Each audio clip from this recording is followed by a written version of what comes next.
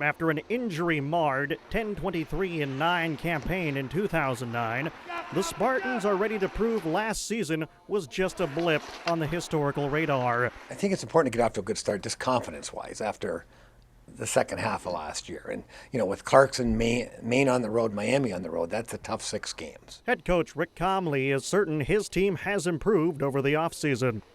We're better. We're going to be more competitive. How many wins that translates to, time will tell. Much like last season, Comley expects to rely on incoming freshmen.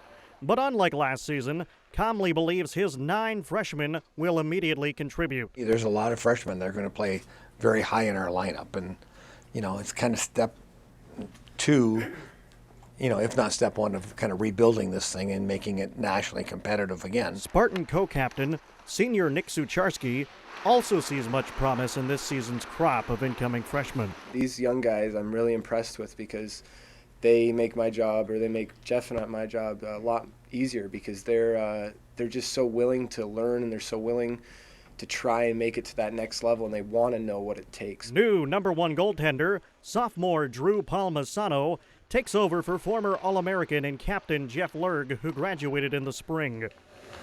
Though seeing limited action last season, going 1-3-2 and notching an .898 save percentage in 6 games, Palmisano believes he possesses the skills to shine in a deep goaltending core.